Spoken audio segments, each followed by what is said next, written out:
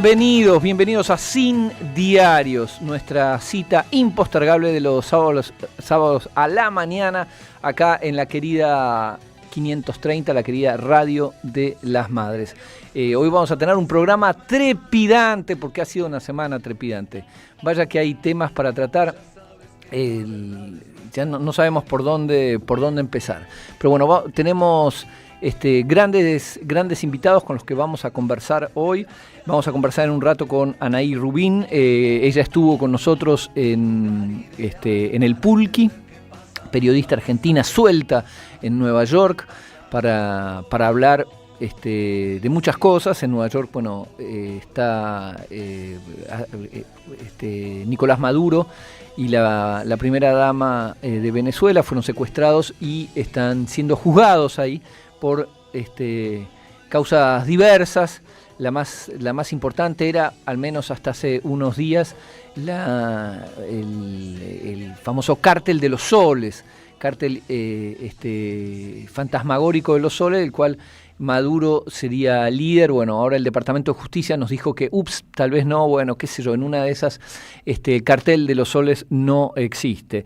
Después vamos a hablar con el compañero Ariel Garbars sobre, que ingeniero en telecomunicaciones, especialista en ciberseguridad, sobre el DNU del presidente de los pies de Ninfa, que agrega aún más poder a la CIDE para controlarnos. Y a las 10:30 vamos a conversar con Ale Lucau, jefa de redacción en France 24 en Colombia, sobre lo que está pasando en Venezuela. Ale Lucau siempre es una referencia, es un antídoto contra las noticias falsas, y vaya que ha habido noticias falsas durante esta semana, empezando por no hablar de secuestros, sino de extracción. Me gusta la importancia del léxico, extracción de Maduro de Venezuela.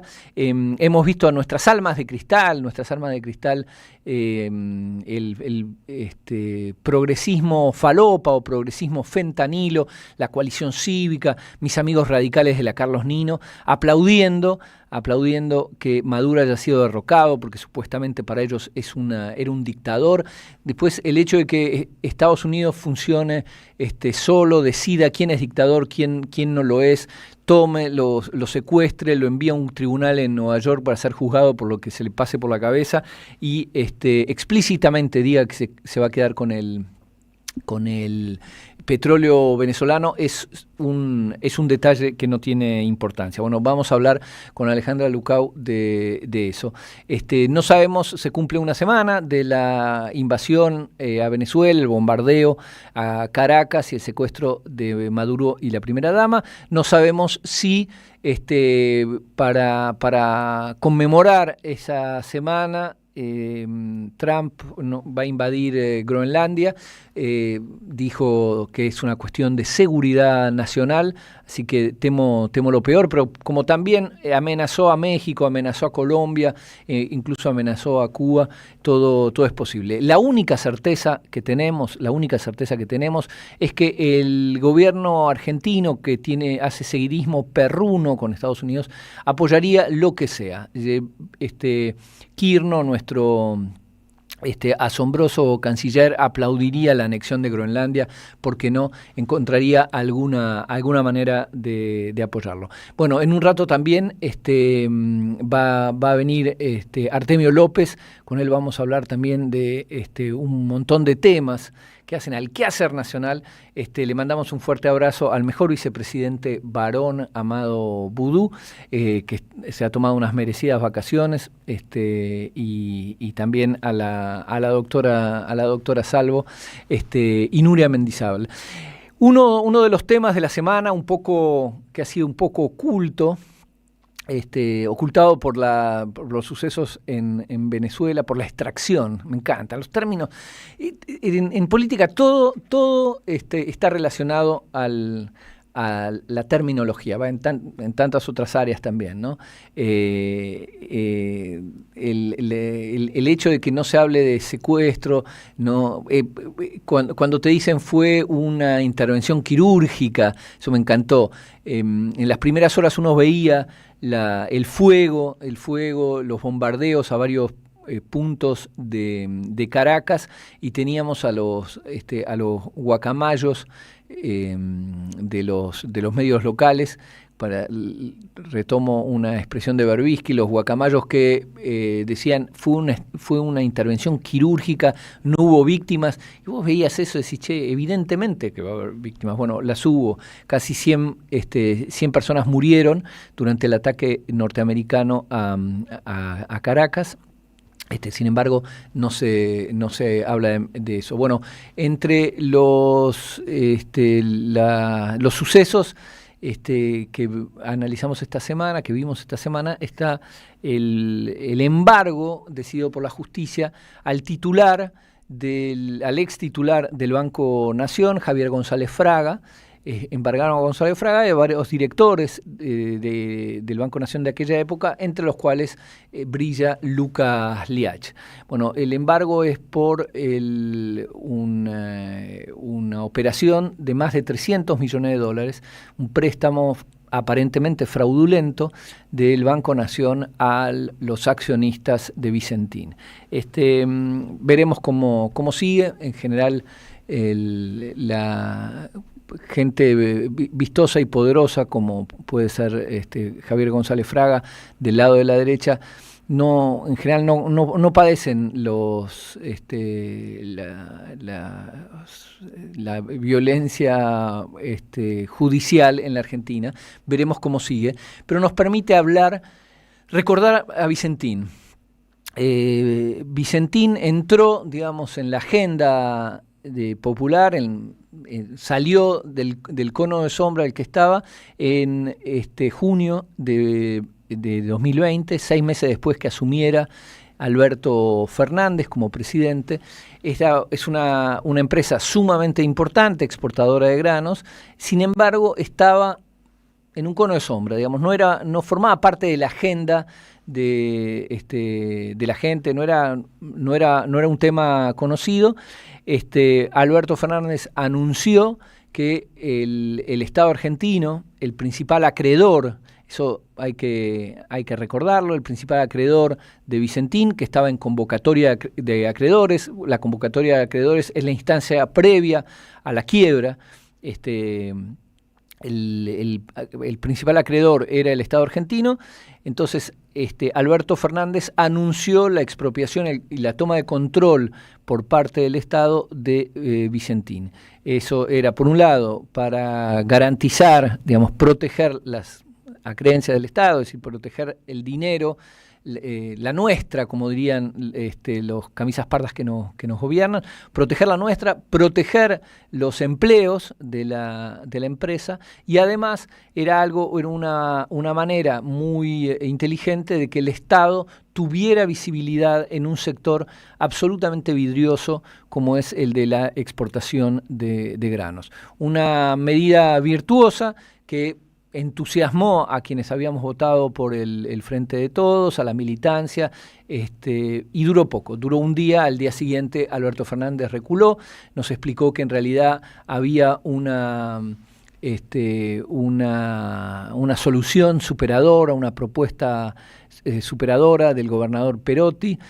Seguimos esperando. Yo estoy sentado confortablemente esperando la solución, la propuesta superadora de Perotti.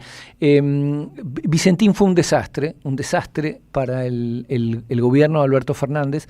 En el arranque, recordemos, hacía 6 meses que había asumido, salía recién de la luna de miel inicial, que además las decisiones que había tomado con respecto a la pandemia habían sido aplaudidas por la opinión pública. Bueno, Vicentín fue como una especie de suicidio en directo, suicidio político, y explicitó ese personaje que veríamos a lo largo de su gobierno de un hombre dubitativo, un hombre sobre todo alérgico al conflicto con el poder real. Y la verdad, si uno pretende en la Argentina gobernar para las mayorías, no puede ser alérgico al conflicto con el poder real porque lo va a tener desde el primer momento. Recordemos los primeros 6 meses de Néstor Kirchner, los primeros 6 meses de Cristina, y comparémoslo con estos primeros meses, los de Alberto fueron terribles. Vicentín fue, yo creo, como una especie de constatación de debilidad política, pero también debemos recordar que enfrente los periodistas serios, apolíticos y apartidarios se alinearon, se abroquelaron. No hubo uno solo que analizara la iniciativa, que analizara la expropiación o el control del Estado o la deuda que tenía Vicentín con el Estado Nacional.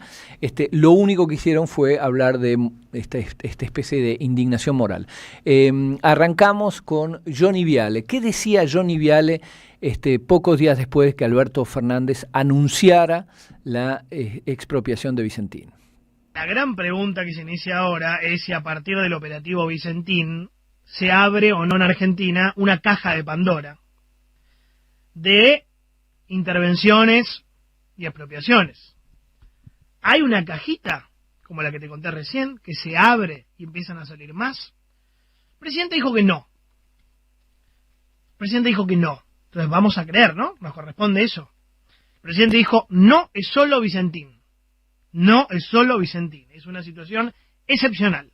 Quédense tranquilos, cálmense, fantasmas, Venezuela, no. Sin embargo, es imposible desmentir que Cristina Kirchner no tenía un interés particular en esta empresa. Esto es interesante, es siempre la misma manera de presentar algo. Son periodistas políticos, sin embargo, no analizan políticamente la iniciativa, no explican por qué el Estado toma esta iniciativa, no te explican la deuda que tiene Vicentín con el Estado, no te explican las denuncias, porque ya en ese momento había denuncias contra el directorio del Banco Nación por haber dado un préstamo fraudulento a los accionistas de Vicentín. Lo que funcionan por palabras clave que están ahí para que el indignado se indigne aún más. Ahora vamos a escuchar a otro entusiasta, un gran entusiasta de Cambiemos, profundamente anti-kirchnerista. Me refiero al querido Alfredo Cuídate Changuita Leuco. Llevó su reclamo y su cartelito. Cuidemos lo nuestro, hoy es Vicentín y mañana sos vos, respeto por la Constitución, devuelvan lo que robaron, basta de atacar al campo con retenciones, dólar caro para comprar insumos y barato para vender la cosecha. Había uno que decía, por lo menos disimulen y condenen públicamente los robos de ganado, la destrucción de silobolsas, el incendio de campos que goza de una sospechosa impunidad. Vayamos a una cuarentena inteligente y focalizada para que nadie muera por el virus, pero tampoco para que nadie se muera de hambre ni de frustración. Bueno, es súper interesante esto. Respetar a la Constitución. Una expropiación no es inconstitucional ni mucho menos. El Estado vive expropiando. Para hacer una ruta tiene que expropiar, para hacer, digamos, obra pública muchas veces tiene que expropiar. No tiene absolutamente nada que ver con eso. Pero, de nuevo, además fue la creación, Vicentín, la creación de una pueblada imaginaria. Los medios focalizaron, por ejemplo, en el famoso Duna. Ustedes recordarán ese Duna con un cartelito que decía todos somos Vicentín. No, todos no somos Vicentín, justamente no. Digamos, los accionistas de Vicentín son Vicentín, los trabajadores de Vicentín tienen que ser protegidos, pero no es que todos recibimos la plata del Estado, del Banco Nación. Hacer que generar un todos, donde es una gran bolsa que enfrenta al Estado, es una falacia, pero es una falacia, digamos, que tiene un objetivo muy claro, es diluir las responsabilidades y sobre todo volver volver al 2008, volver al conflicto de la 125, donde hablábamos del campo, como si el campo fuera algo homogéneo. Es decir, el trabajador golondrina explotado y el accionista de Bungiborn son lo mismo, son todos el campo. Bueno, esto es lo que ocurrió con Vicentín. Es interesante ver cómo avanza la justicia, como siempre en este bendito país, avanza a paso de tortuga, pero es bueno recordar cómo se va construyendo una reacción popular imaginaria. Es más, Alberto Fernández en un momento le había dicho, bueno, yo pensé que me iban a aplaudir y la gente en realidad estaba enojada. Y no es que la gente estaba enojada, mucha gente aplaudió, lo que pasa es que los medios hicieron foco sobre la gente que criticó la medida. Pero no hay manera de tomar decisiones trascendentes como la expropiación de una empresa como Vicentín sin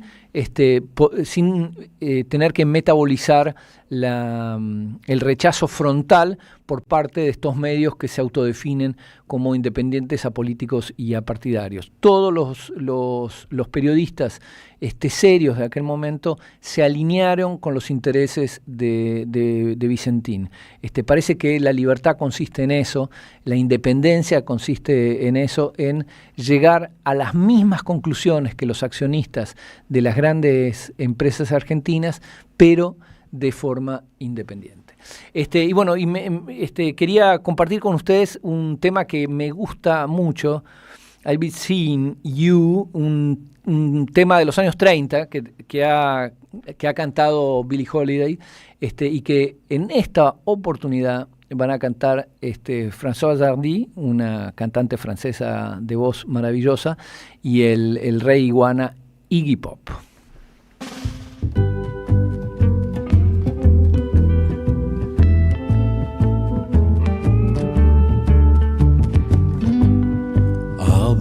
Seeing you in all the old familiar places that this heart of mine embraces all day through. In the small cafe, the park across the way, the children's carousel, the chestnut trees, the wishing well. I'll be seeing you in every lovely summer's day, everything that's light and gay. I'll always think of you that way. I'll find you in the morning sun and when the night is new. I'll be looking at the moon, but I'll be seeing you.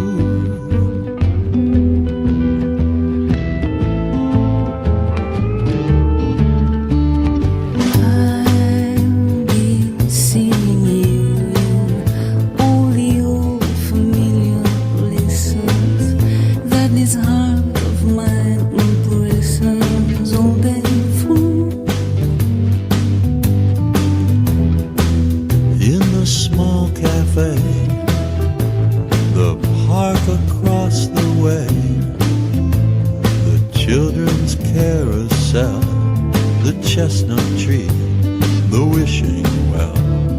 I'll be seeing you in every lovely summer's day, and everything that's light and gay. I'll always think of you that way. I'll find you in the morning sun, and when the night is new, I'll be looking at the moon, but I'll be seeing you.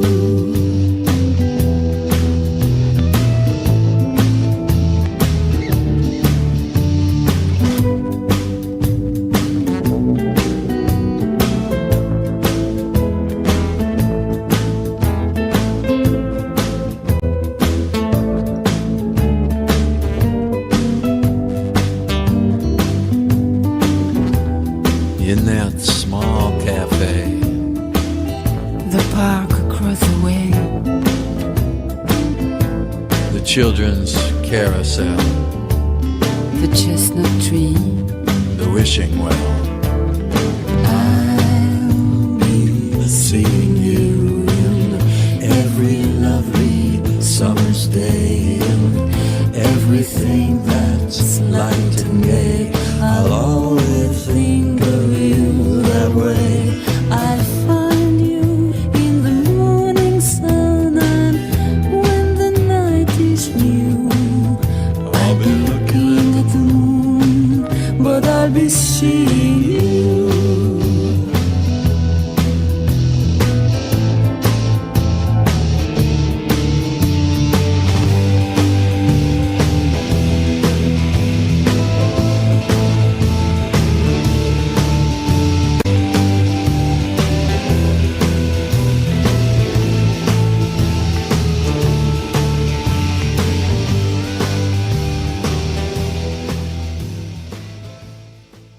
Sin diarios. Sábados de 9 a 11 en AM 530 Somos Radio. Buscamos la verdad siempre. Están pasando demasiadas cosas raras. Pero hay una radio que nunca se apaga. No te dejes desanimar. Prende la radio. Prendete. AM 530. 20 años. Somos radio. Somos comunidad. Teatro Picadero, un espacio de arte y encuentro. Reí, pensá y emocionate. Vení a nuestro restaurante y completá la experiencia. Consultá la cartelera en teatropicadero.com.ar. Teatro Picadero, mucho más que un teatro. El destino de tus vacaciones está en Turismo Cabal. Viví los momentos que querés, con viajes armados a tu medida, con las mejores ofertas y los paquetes que buscas, con más de 35 años de experiencia. Entra en www.turismocabal.com.ar y encontrá las vacaciones que necesitas. Turismo Cabal, seguridad en viajes. Destinada a la cartera de consumo. Más información en www.turismocabal.tour.ar. En la Defensoría del Pueblo podés hacer tu reclamo todos los días, las 24 horas.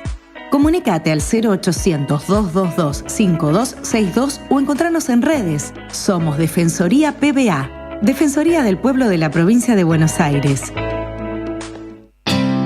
Yerba mate La Buena. Conserva el aroma y sus propiedades de origen. Libre de gluten, buena calidad y buen precio. Toma mate y seguí escuchando la 530 con Yerba Mate La Buena, tu compañía de vida y buenos momentos. El sabor que te acompaña es Café Bantú. El aroma en la mañana de Café Bantú. Bantú. Argentina desaparecida. Matar una generación en nombre de la patria financiera. El nuevo libro de Gustavo Campana. El neoliberalismo a sangre y fuego de la dictadura y los procesos que, en democracia, continuaron con el plan de Martínez de Hoz. Argentina desaparecida, a 50 años del golpe. Disponible en todas las librerías. Tronador. Agua mineral, botellones y dispensers para el hogar y la oficina. Hacé tu pedido al 4201-2627 o mandanos un mail a info@aguatronador.com.ar. Tronador, agua de mesa envasada. 12 de octubre 632 en Avellaneda. Gracias, mami. Escuchar este mensaje te toma más tiempo que abrochar tu cinturón o la sillita de tu hija o hijo.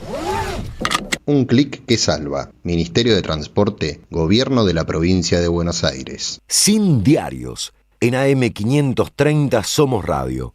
Buscamos la verdad siempre.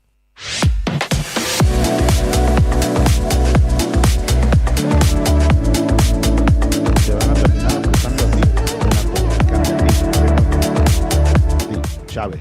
No es que el gobierno apoya o que se permita, no. Te van a tratar de aplicar la fórmula Noriega. la nación más agresora en la historia de la humanidad. Se atrevieron a lanzar bombas atómicas sobre ciudades indefensas. Allí están Hiroshima y Nagasaki. ¿Qué cosa es esa? Han invadido Panamá, bombardearon y mataron a miles, quemaron un barrio entero para llevarse a Noriega, acusándolo de narcotraficante. Y allá está preso el que era presidente de Panamá. No es. Yo tengo varios alertas que me llegan, incluso desde algunos espacios que no son realmente aliados, sino gente seria, preocupada. Escuchábamos al presidente Chávez hacer futurología, hablar de cómo los Estados Unidos iban a utilizar, como hicieron en el caso de Noriega, la denuncia de narcotráfico para derrocar gobiernos populares o gobiernos molestos hacia la Casa Blanca. Y para conversar sobre qué pasó toda esta semana, justamente con el secuestro de Nicolás Maduro y la primera dama venezolana y el inicio del proceso contra él en Nueva York, ya estamos comunicados con Anaí Rubín, periodista argentina suelta justamente en Nueva York y que estuvo con nosotros hace poco en el Pulqui. Anaí, ¿cómo te va? Te saluda Rinconet y estamos con Artemio López. Hola, ¿qué tal? Buen día, ¿cómo andan? Muy bien. ¿Cómo se ve desde allá este proceso? Primero, el secuestro, que no se habla de secuestro, sino de extracción, me parece notable el uso de ese término, extracción de Maduro y de su esposa, y inicio del proceso.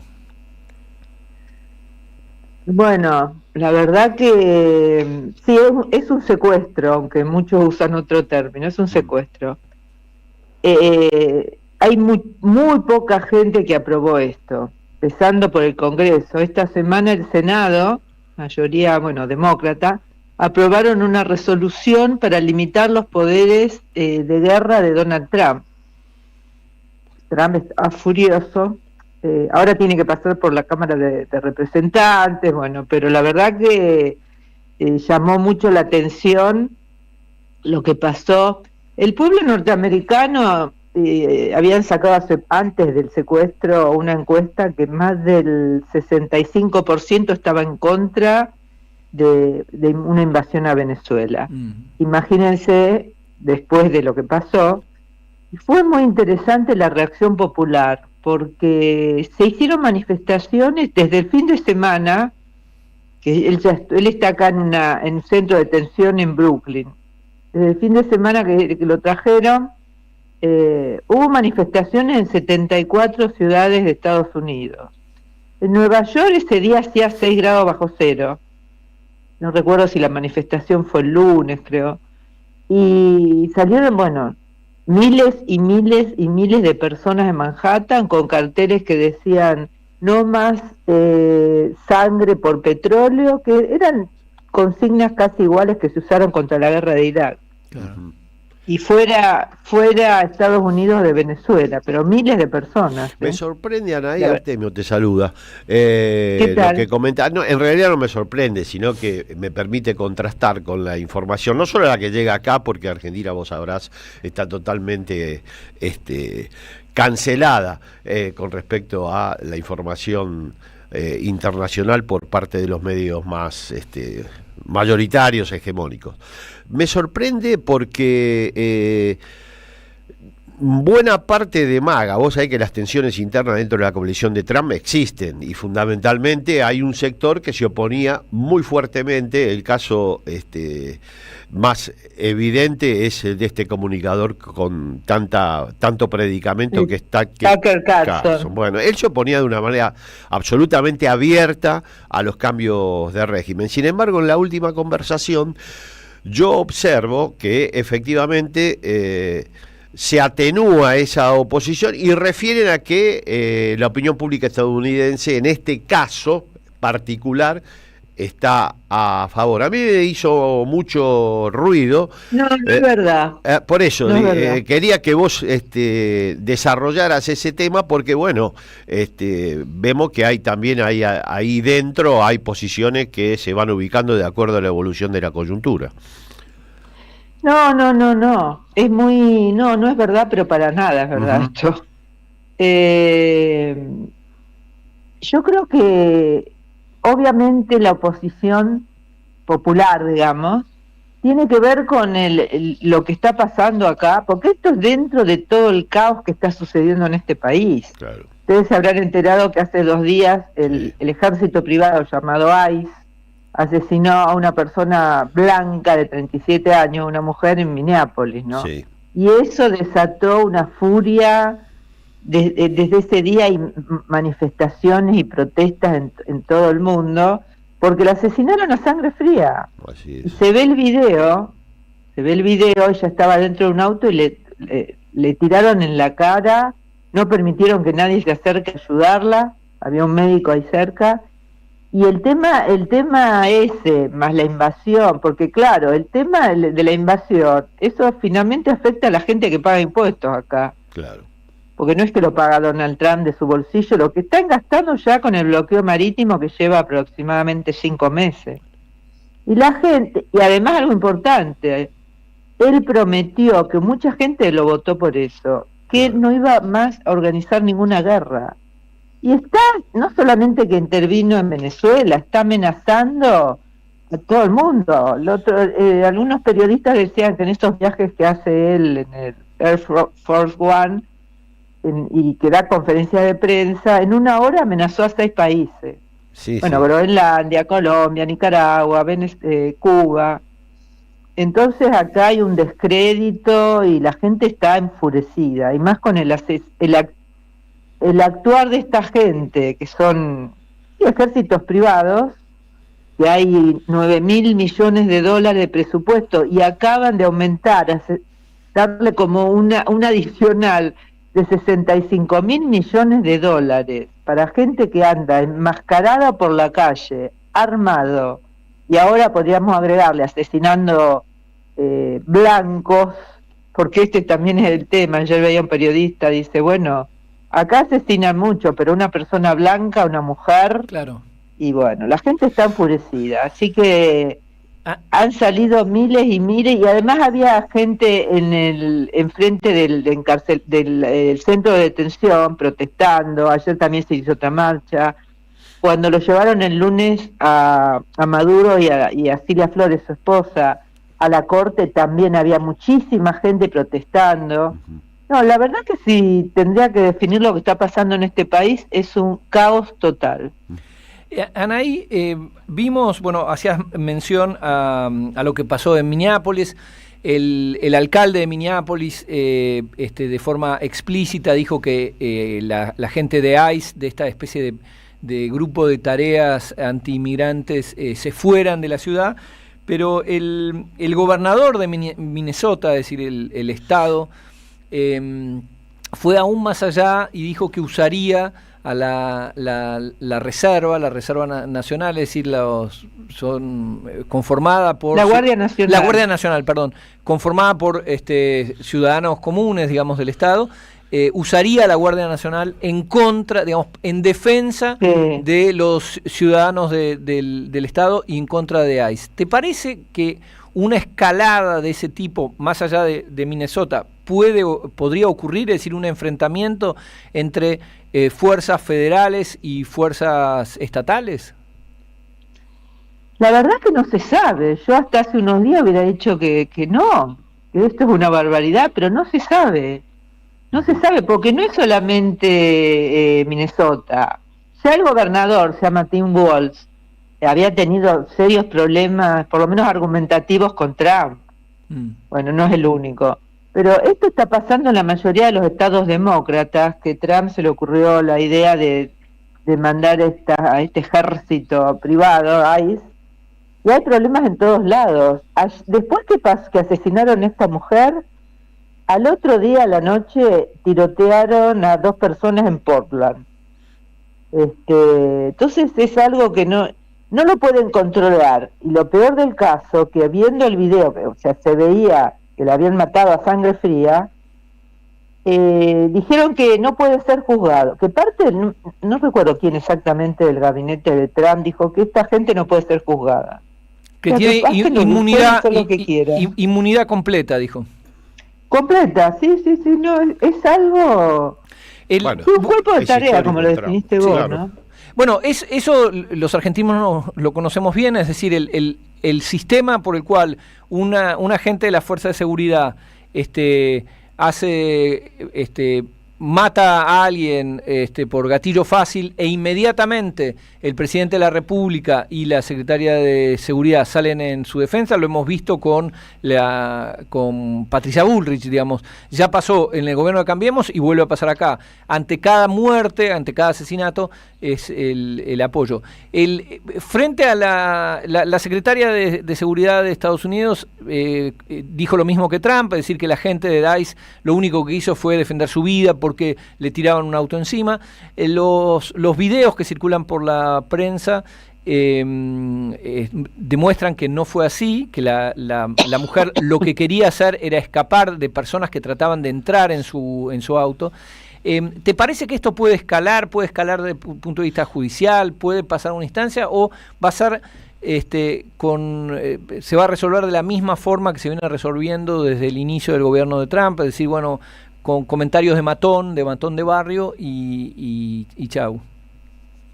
No, lo que pasa es que acá se está jugando muchas cosas, empezando por la carrera política de Trump. Él mismo reconoció que tienen que ganar las primarias en noviembre, porque si no le van a hacer un impeachment, un juicio político. Uh-huh. Ya lo había dicho Mike Adams, el jefe de la bancada republicana en el Congreso, había hecho lo mismo, que tienen que ganar, y lo dijo Trump. Claro. Que la verdad que se lo vio bastante, es lo único creo que le puede preocupar el juicio político. Y además acá muchos están diciendo que el tema de la invasión a Venezuela, además de obviamente su deseo de apropiarse del petróleo venezolano, tiene que ver con una distracción ante las graves acusaciones que por el caso de Epstein. Claro. Exactamente. Que hasta ahora después también otra promesa de él, que él iba a dar a la luz todo este material, presentaron no sé cuántas páginas, la mayoría tachadas. Lo que aparecen son los contrincantes de Trump. Él aparece creo que en un viaje en avión, nada más aparece Clinton, aparece el príncipe de Gran Bretaña, y está todo tachado, cosa que aparte es completamente ilegal lo que hicieron, pero bueno, son acusaciones de violación, uh-huh. De abuso de chicas. Y con respecto a las elecciones, Anaí, que vos lo planteaste como estrategia, todos coincidimos, es clave lo que suceda en noviembre. La situación socioeconómica, el endeudamiento familiar, el nivel de inflación, el nivel de crecimiento económico en Estados Unidos parece no contribuir a que, desde el punto de vista de las promesas que había realizado Trump, sobre todo para con su base electoral, que está compuesta por sectores muy golpeados por la crisis económica, tanto en lo laboral cuanto en los ingresos. ¿Vos qué observás con respecto a la marcha de la economía en general, como para imaginar un escenario probable para las elecciones de medio término? ¿No parece esto ser sencillo para Trump? No, también, como decís, otra promesa electoral, América primero, que él iba a industrializar. Bueno, hasta ahora acá lo que se ve es que vas al supermercado y está todo, pero mucho más caro.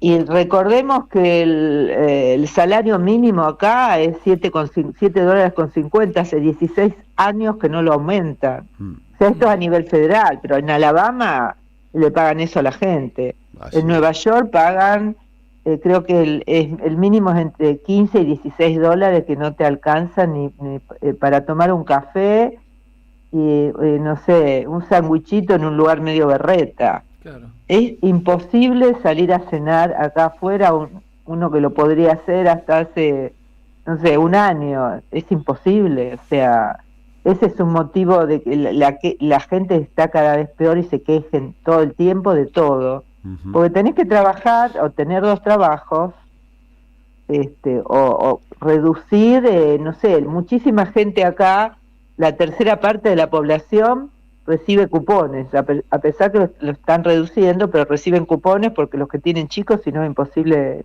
comer.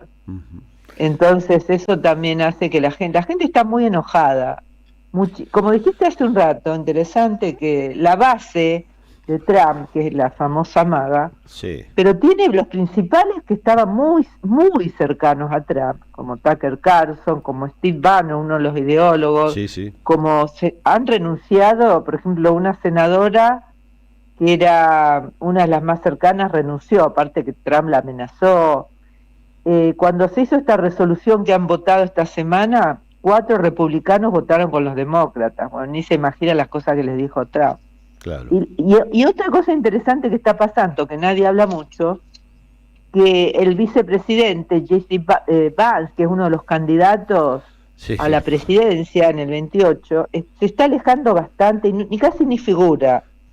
Bueno, él tenía una posición también más vinculada al American First que a esta posición que está desplegando ahora Trump, donde ha descuidado de una manera ostensible el frente interno. O sea que podría ser que ahí ese aparente alejamiento esté insinuando una fractura fuerte al interior de la coalición que se va a expresar de manera nítida de acuerdo al resultado de las elecciones de medio término.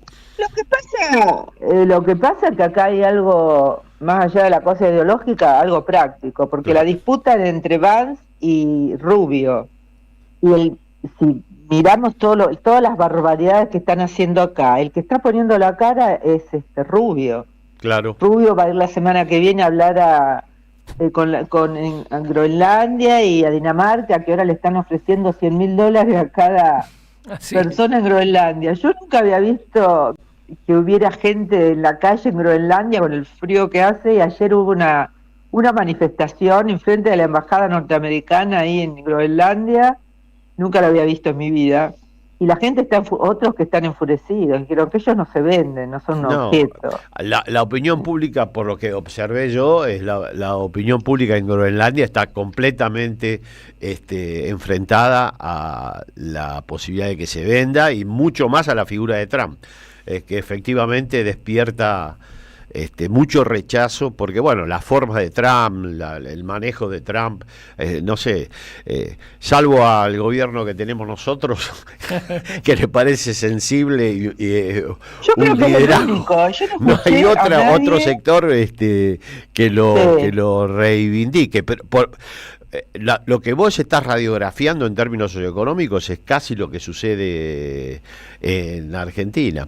Encima el gobierno nacional está soportado en un sector de la facción MAGA. Ya no es que ha tomado posición con respecto a la política exterior estadounidense. No, la política exterior de un sector de la coalición que hoy gobierna Estados Unidos. Con lo cual a nosotros también nos resulta fundamental qué va a pasar con el consenso de Trump expresado de manera objetiva en las elecciones de medio término, porque vos, Anaí, sabés tanto o mejor que yo que el único soporte real que tiene este gobierno no es el plan económico de Caput, ya no sé cuántas veces lo rescataron, sino que es efectivamente la política de Marco Rubio, de un sector de la coalición que lo sostiene de una manera insólita. Acá los analistas locales, analizando la marcha de la situación económica, la consistencia interna del plan, decían, bueno, esto no puede durar. Sin embargo, fue la aparición de ya la dependencia exactamente es lo que explica la teóricamente consistencia del respaldo de un sector de la sociedad a Javier Milei. Por lo tanto, estamos nosotros muy expectantes de lo que suceda con respecto a Trump y las elecciones de medio término. Anaí... Bueno, acá no se sabe qué va a pasar en una semana, imagínense. Bueno, acá lo que tampoco, va a pasar ¿no? en noviembre, porque como sigan las manifestaciones así, como estos de ahí sigan asesinando gente, y bueno, y además el tema, volviendo a lo que empezamos a hablar, que es el encarcelamiento de Maduro y de la mujer, le salió el tiro por la culata a Trump, porque yo creo que jamás se imaginó el apoyo popular que tenía acá en Estados Unidos cuando por años estuvieron diciendo que es un dictador, que es un narcoterrorista, que es lo peor del mundo, y resulta que ves banderas y carteles por 74 ciudades de Estados Unidos a favor de Maduro. Entonces, y no solamente a nivel, o sea, a nivel popular, gente que jamás se te hubiera ocurrido, gente muy conservadora. Lo que pasa, claro, que está mezclado con el odio que le tienen, el rechazo que le tienen a Trump. Claro. Pero bueno, en este momento está todo junto en este momento, ¿no? Entonces, acá es la palabra caos lo que está pasando, mientras la gente no sabe cómo hacer para pagar la renta. Bueno, acá el 1 de enero ya saben que tenemos un alcalde socialista demócrata, y la verdad que en una semana hizo más que lo que han hecho en años. Así acá. es. La y posición la gente, de Mandani con respecto a esto, obviamente muy crítica, incluso con el tema, sabemos la posición con respecto al genocidio de Gaza, que fue claramente explicitada. Ahora, con respecto al tema Maduro, también se mostró totalmente contrario. Lo llamó por teléfono. Llamó por teléfono a Trump y le dijo: yo no estoy de acuerdo con esta invasión a un país soberano. Le dijo, esto rompe todo tipo de leyes a nivel federal e internacional. Lo llamó, fue el primero que lo llamó, creo. Así es, sí, tiene posiciones me llamó claras. mucho la atención. Además, la línea argumental y con esto es bastante pueril, porque, digamos, la misma caracterización, supongamos que la caracterización que hace este sector de MAGA es correcta y Trump, bueno, es la misma que puede aplicarse a la figura de Zelensky. Zelensky es otro presidente a ser extraído por Putin, porque no mostró las actas. Claro, muy bien. Están congeladas. Están congeladas. Hace demasiado frío. Anaí, muchísimas gracias por esta entrevista. No, al contrario, un gusto, y cuando quieran seguimos charlando. Muchísimas gracias. Gracias, Anaí. Anaí Rubín, periodista argentina, suelta en Nueva York. Y me han dicho, porque tengo contactos en las altas esferas, que ¿podría ser Frank Sinatra tu elección de hoy? No, es una elección que he derivado a la producción del programa, tercerizaste, como reconocimiento al trabajo que están realizando en pleno mes de enero, que no es sencillo. Por lo tanto, ellos han elegido una canción de Frank Sinatra, a mí me parece bien, y vamos a ponerla entonces al aire para nuestra perfecto. Me gusta que el reconocimiento hacia la producción sea más trabajo para la producción, pero bueno, eso lo conversamos en el próximo bloque. Pero es un gesto que hay que tener, me parece, para con los compañeros que están trabajando en enero, que no es nada sencillo. Lo que tiene es un enero muy tranquilo. Yo me acuerdo que suerte. Menem largaba todo el heavy metal en enero y encontraba el Ferpaso de vacaciones.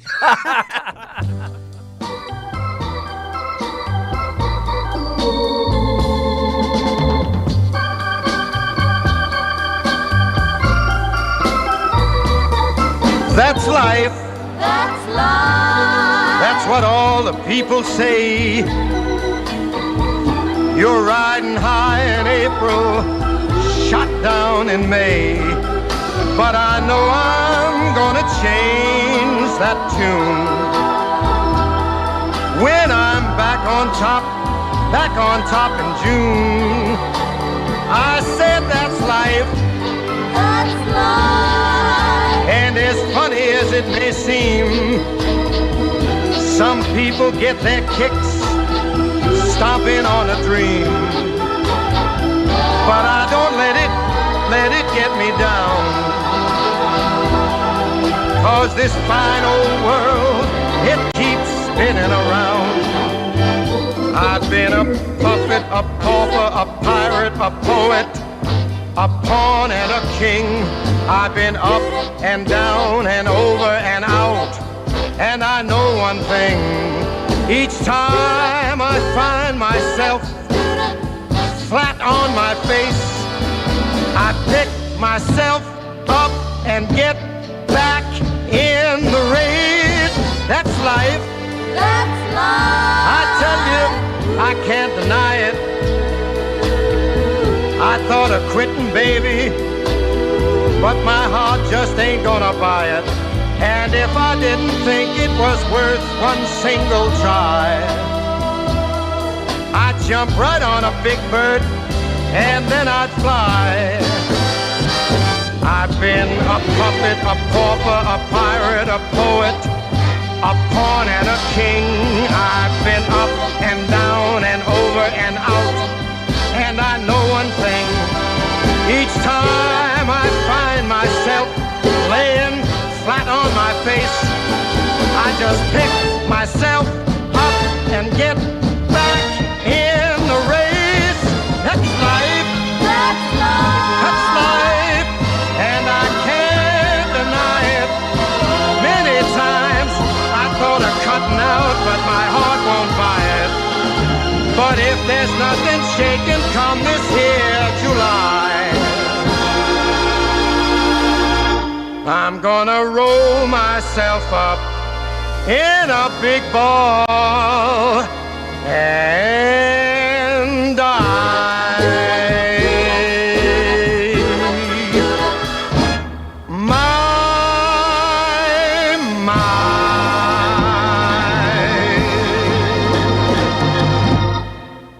Sin diarios.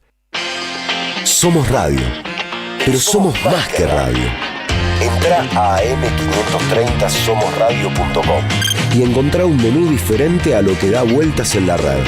Noticias, información exclusiva, análisis y grandes momentos de la radio en el nuevo portal de AM530. AM530. Somos redes. Somos radio. Hoy Salgo te invita a descubrir teatro, música, experiencias para compartir y actividades para las infancias. Suscríbete en hoysalgo.com.ar y empezá a disfrutar desde hoy descuentos exclusivos pensados para vos. hoysalgo.com.ar. Elegí mejor, salí distinto y viví más. Te esperamos en el Centro Cultural de la Cooperación Floreal Gorini para disfrutar de teatro, danza, música, espectáculos para las infancias, conferencias y presentaciones. Podés compartir un rico café o leer un buen libro en la calidez de nuestra planta baja. Recorre nuestra agenda en www.centrocultural.coop y seguinos en las redes sociales. Comprando las entradas con tarjeta Cabal Crédito o Débito accedes a un 50% de descuento. Centro Cultural de la Cooperación Floreal Gorini, Avenida Corrientes 1543, Ciudad de Buenos Aires. Una experiencia cultural y cooperativa.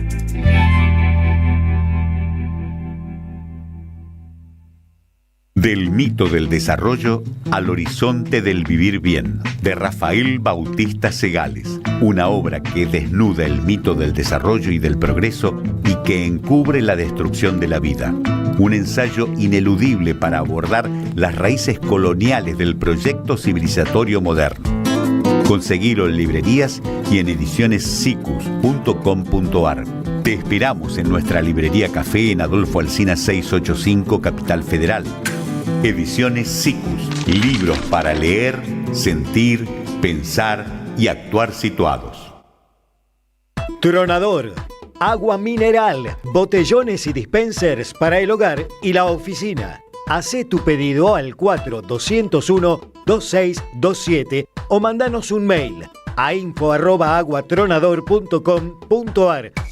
Tronador, agua de mesa envasada. 12 de octubre 632 en Avellaneda. ¡Wow! ¿Cómo dices cuenta DNI? ¡Wow! ¿Que ahora tienes plazo fijo? ¡Wow! ¿Y que tienes una tasa especial? ¡Wow! Y eso hace que tu dinero crezca. ¡Wow! Y crezca. ¡Wow! Y crezca. ¡Wow! Pará, ese último wow no entendí. ¡Wow! ¡Ah! ¡Que crece! Cuenta DNI. Tu plazo fijo de Banco Provincia es realmente wow. ¡Wow! Conoce más en bancoprovincia.com.ar. Entre tanto papel, un poco de aire. Sin diarios. Sábados de 9 a 11 en AM530. Somos radio. Buscamos la verdad siempre.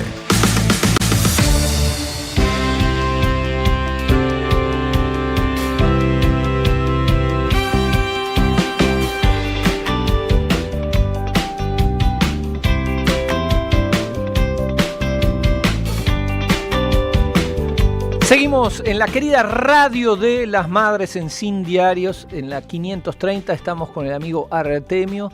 En un ratito nomás vamos a hablar con Ariel Garbars sobre los últimos cambios en la CIDE, temas de ciberseguridad. Y otro de los grandes temas de la semana, lamentablemente sigue siendo uno de los grandes temas, los incendios en la cordillera, en Chubut. Y nos interesa volver sobre una iniciativa que había sido lanzada en su momento por Máximo Kirchner cuando era presidente del bloque de diputados de Frente de Todos, frente justamente a estos episodios de incendios sospechosos, incendios intencionales. Para habilitar el negocio inmobiliario, digámoslo así, y esa ley le ponía coto. Decía, durante a esa circunstancia. 30 o 40 años después de un incendio no se puede cambiar el uso del suelo. Bueno, esto es una ley elemental que termina con, digamos, le quita la racionalidad, digamos, al incendio provocado. ¿Por qué? Porque deja de ser un negocio. El gobierno de la motosierra, como en tantos otros aspectos, derogó esa ley a través de un DNU. Les propongo escuchar qué es lo que decía Manuel Adorni cuando la derogaron. En cuanto a tierras rurales, se libera la compra por parte de privados extranjeros. También se elimina la prohibición de cambiar la actividad productiva del campo por 30 a 60 años tras un incendio, una ley del diputado Máximo Kirchner que atenta directamente contra la producción. Es demente. Contra la producción de incendios. Contra la producción de incendios. Él no lo dejaron terminar. Exactamente, cortamos antes. Bueno, pues lo sacá de contexto. Lo que estás diciendo, digamos, lo que le estás diciendo a los propietarios es: salgan a incendiar. Sí. Ustedes quieren transformar bosque en área productiva o hacer desarrollos inmobiliarios o lo que fuera, incendien. Entonces, las leyes tienen consecuencias. Estos infradotados las presentan siempre como desregulaciones para favorecer la inversión. No toda inversión es buena, no es que invertir, fomentar incendios para inversión es algo bueno para la Argentina. Tampoco es algo bueno para la Argentina desregular la adquisición de compras por parte de extranjeros. Pero es una gran metáfora de lo que está sucediendo en el país. Completamente. Lo que este gobierno habilita, el tipo de destrucción que habilita, en este caso estamos hablando de los incendios intencionales en la Patagonia, revertir eso después es muy complejo. Muy difícil. Por eso este gobierno es particularmente dañino, porque no solo rompe, sino que para revertir esa situación, va a ser muy, muy trabajoso. No estamos en presencia de un proyecto tradicional. No. Esto creo que hay que pensarlo en esa dimensión, ¿no? Van por la ruptura, pero al mismo tiempo también van por la irreversibilidad de la ruptura. Es la fantasía que ha tenido nuestro establishment, al menos desde 24 de marzo del 76, si la idea de hacer un cambio irreversible en la Argentina, destruir la matriz argentina. Así es. Bueno, yo hoy, escuchándola a Anaí, pensaba, mirá vos la circunstancia en que está hoy la administración de un sector de la coalición que gobierna Estados Unidos, absolutamente cuestionada a nivel, obviamente, internacional. O sea, en ese sentido el cuestionamiento es muy amplio, pero también a nivel local. A nivel de Estados Unidos, efectivamente, no solo los demócratas, sino un sector de la coalición no acuerda con esta política. Y escuchaba una muy buena editorial de Saralegui en La Vuelta Completa, que planteaba cuál era la visión, el paradigma que algunos sector del peronismo tuvo, que después se transformó en un sector mayoritario durante el menemismo, para asociarse a las políticas del consenso de Washington. Digo, mira, se acabó la historia, Chau. cayó el muro, o sea, era una posición compacta, homogénea, no había fisuras, donde efectivamente dijeron, mirá, ir contra esto, por supuesto que ese era un sector, ¿no? Hubo otros que se opusieron firmemente.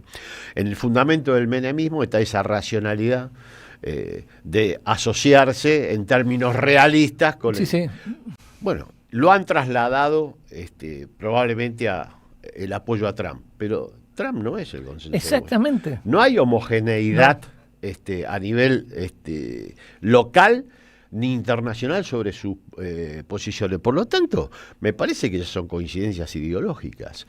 Ese supuesto pragmatismo no hay que invocarlo más, porque no hay ningún realismo en sostener una política que está cuestionada interna y externamente de manera abierta y creciendo.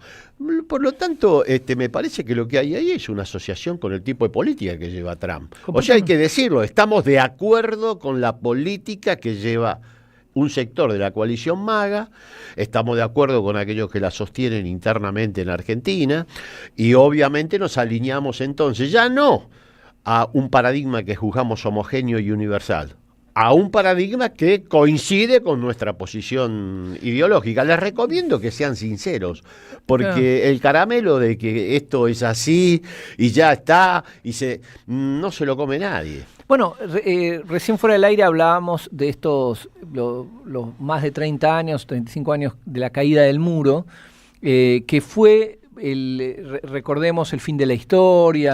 Sí, Francis. El compañero Fukuyama, y la hegemonía que tenía en ese momento Estados Unidos con todos los organismos de crédito internacionales, con la ONU, etcétera. Bueno, ¿qué pasó en estos 35 años? Bueno, pasaron varias cosas. Primero pasó China. Digamos, ya no hay una... Por supuesto. Lo que decía Estados Unidos en el 89, el mundo era bipolar, estaba la Unión Soviética de Estados Unidos, un polo desapareció, quedó Estados Unidos, no hay otro proyecto con mucha más que racionalidad en términos de homogeneidad de la posición, no había ahí... Pero además, directamente sostener eso cuando es una Menem dice, quedó un solo boxeador en el ring, es Estados Unidos, me alineo. Sí. La verdad, era una posición racional. Sí. Y era una posición racional. Así terminamos, ¿no? Así terminamos, pero en ese momento era racional, donde le decía, mira, hay capitales en el mundo, sobran capitales en el mundo, sobra guita, vos te alineás, vas a recibir esto, consenso de Washington, etcétera, etcétera.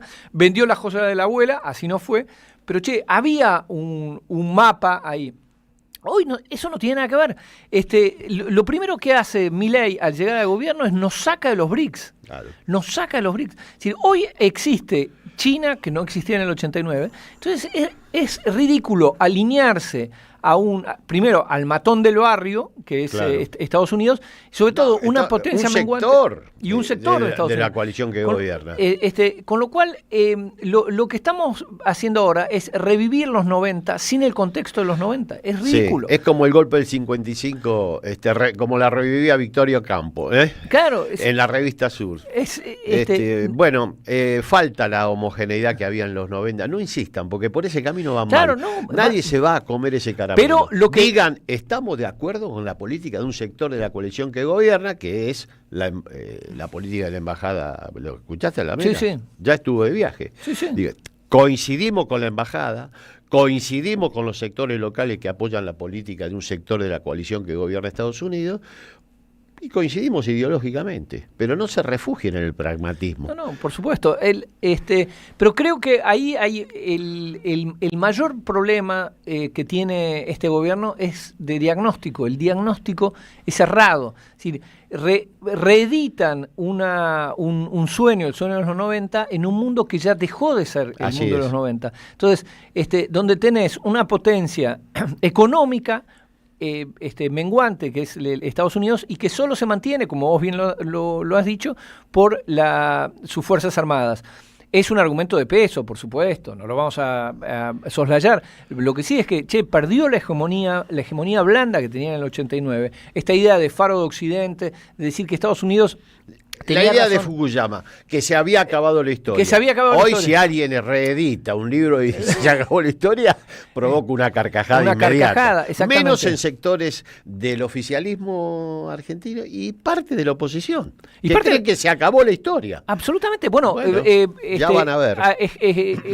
Leía en Twitter a mi gran amigo Maxi Ferraro, de la Coalición Cívica, Maxi, sí. Almita de Cristal, diciendo que es terrible lo que hace este gobierno, cómo puede ser que las libertades individuales, la Coalición Cívica le votó la ley pasta base. La ley pasta base es, como lo ha dicho el doctor Gil Domínguez, una reforma constitucional de querusa. Es decir, la Coalición Cívica y nuestros amigos radicales de la Carlos Nino, defensores de las instituciones y cosas, que con Cristina todas las semanas denunciaban una crisis institucional grave, hoy le han dado los votos a un energúmeno con una motosierra para que modifique la Constitución sin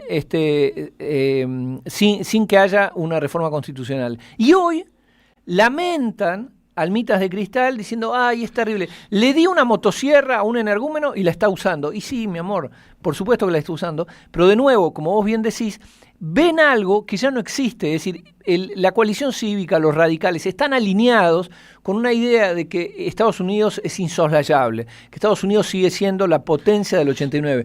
No lo es. Y que las políticas son homogéneas, eso lo vamos a ver. Yo no digo de que haya almas nobles en Estados Unidos y que si ganan los demócratas la interna, esto va a cambiar drásticamente. Digo de que no hay que refugiarse en los mismos argumentos de los 90, que fueron nefastos. Porque por los frutos los conoceréis. Sí.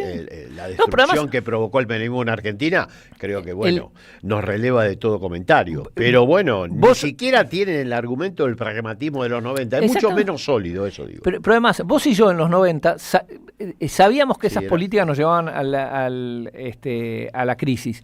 Pero siendo lo más amables posible, tal vez haya gente que en los 90 no sabía, no imaginaba dónde nos iban a llevar esas políticas. Hoy ya nadie puede invocar ignorancia. Nadie puede decir, mirá, yo no sé, soy pragmático, vamos a ver hacia dónde nos lleva este camino. Ya lo vimos, 2001 nos lleva.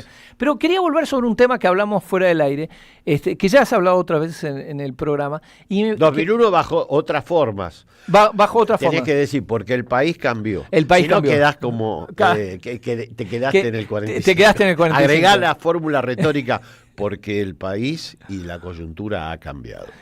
A mí me gusta cuando me dicen que nos quedamos en el 45, o nos quedamos con Perón, o nos quedamos con Keynes, y después citan a Hayek. ¿Viste? Vos decís, che, Hayek, ¿en qué año nació? Pero bueno, quería volver sobre algo que es la puja distributiva. Digamos, para los peronistas, kirchneristas que somos, entendemos que detrás de todo fenómeno, incluso de la inflación, está la puja distributiva.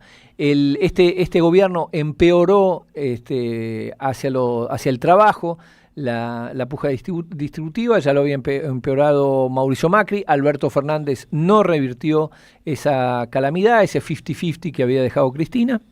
Es decir, el equilibrio entre trabajo y capital. Pero vos señalás algo que me parece que gravísimo, que son las expectativas de los trabajadores. Es decir, el sistema neoliberal ha logrado disciplinar las demandas del trabajo. Mucho se habla del ajuste en términos estructurales.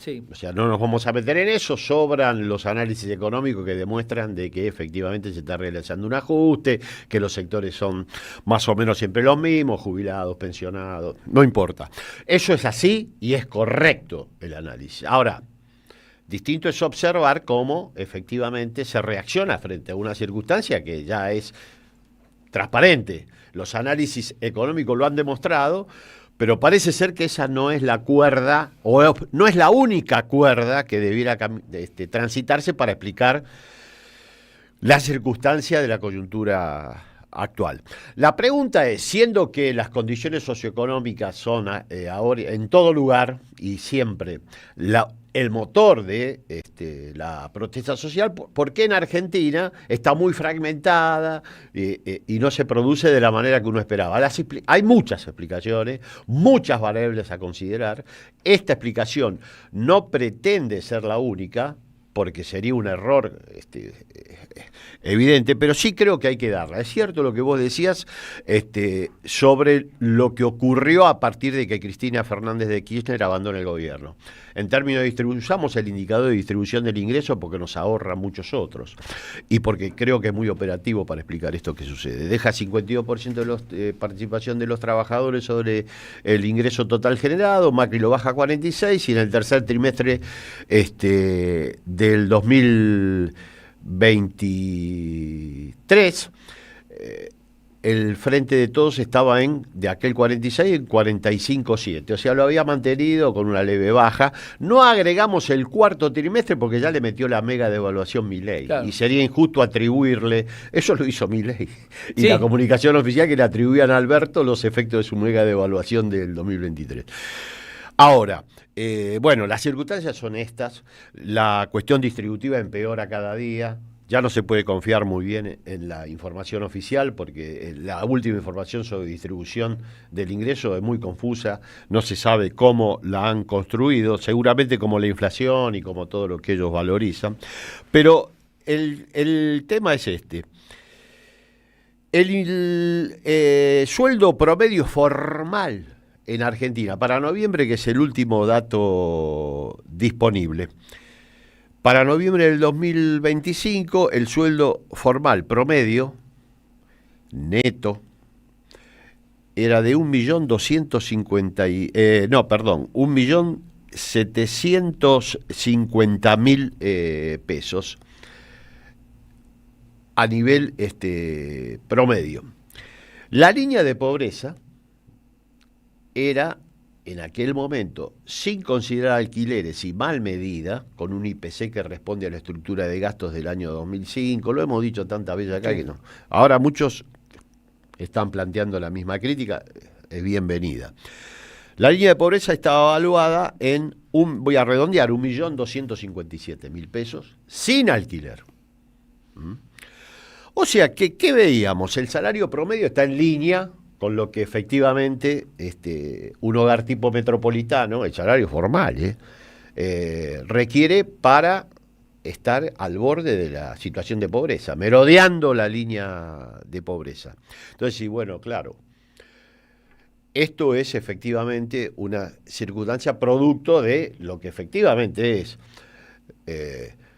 la presión del gobierno sobre las conducciones gremiales, las condiciones desfavorables, las amenazas permanentes sobre modificar condiciones, eso existe. Ahora, vos pensás que más allá de eso, cuando uno propone qué salario quiere obtener, lo que se denomina salario pretendido, seguramente la gente va a plantear que el salario que pretende está muy por sobre el nivel de pobreza.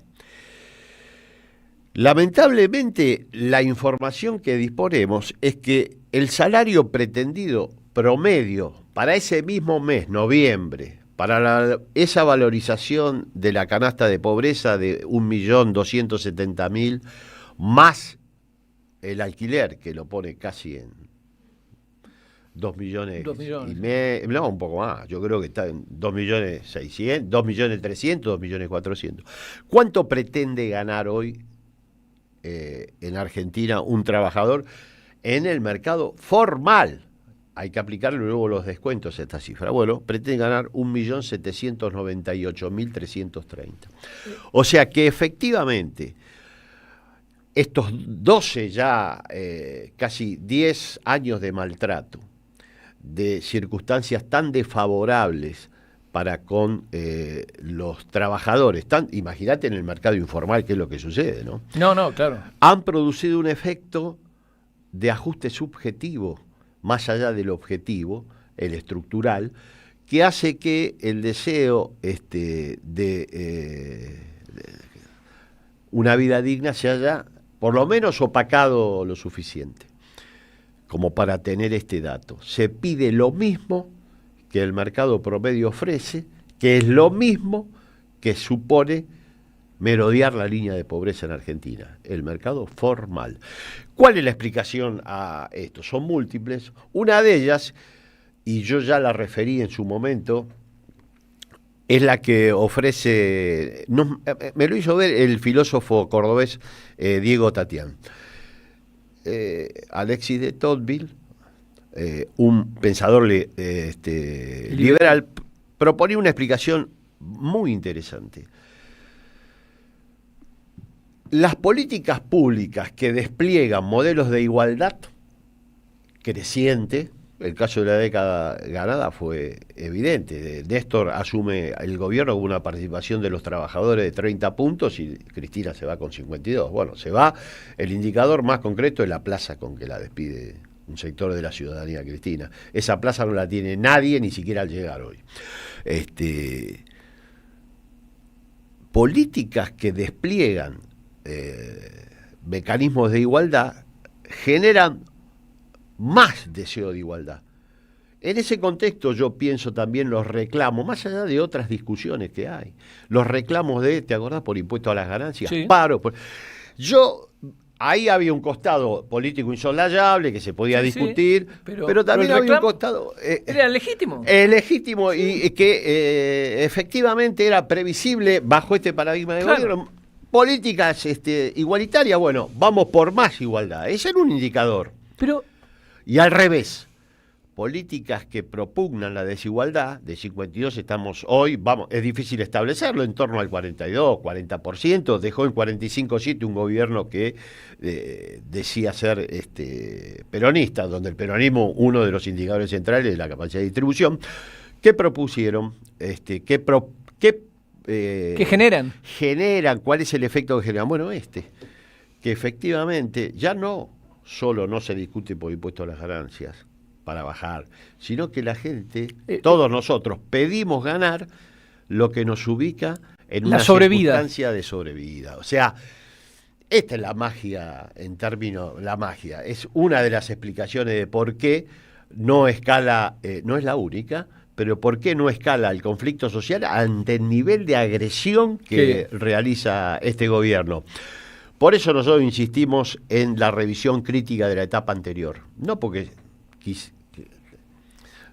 nos parezca interesante a nivel personal, ni que propongamos el Festival de la Autocrítica, sino porque tenemos que observar que esas circunstancias que se realizaron durante el periodo 2019-2023 luego provocan estos efectos. Absolutamente. Acolchonan, opacan, silencian, desestructuran la capacidad de reacción de toda una sociedad frente a este modelo. O sea, en esa dimensión creo que vale la pena reflexionar, vuelvo a insistir, no es ni pretende ser la única, pero a considerar. Muy bien, bueno, nos vamos a, después del próximo tema, ya vamos a conversar con Ale Lucau, jefa de redacción en France 24, en Colombia. ¿Qué pronunciame? A ver, repetí. France 24, ahí está. Vamos a hablar de Venezuela, de Maduro, de Trump y de otras calamidades.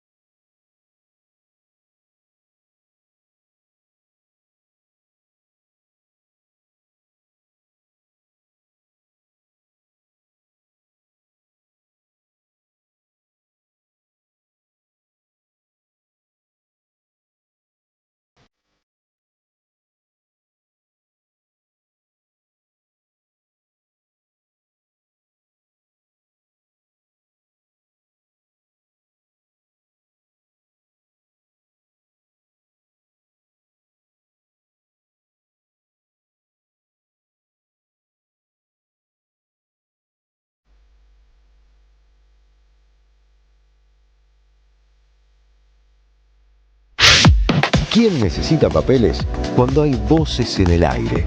Sin diarios, sábados de 9 a 11, AM 530 Somos Radio. Buscamos la verdad siempre. Prendida a la magia de los caminos, hay una radio que nunca se apaga.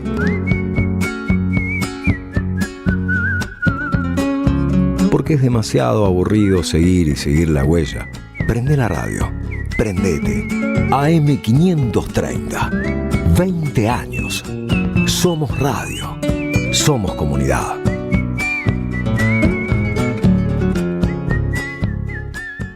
Vení a conocer la provincia de Buenos Aires. Turismo todo el año. Provincia bonita Argentina. Más información en buenosaires.tour.ar. Gobierno de la provincia de Buenos Aires. El sabor que te acompaña es Café Bantú. El aroma en la mañana de Café Bantú. Bantú. Alimentos cooperativos. Producción y comercialización de productos cooperativos y de agricultura familiar. Envíos a todo el país. Por pedido, envía tu mensaje al 11 34 31 2928.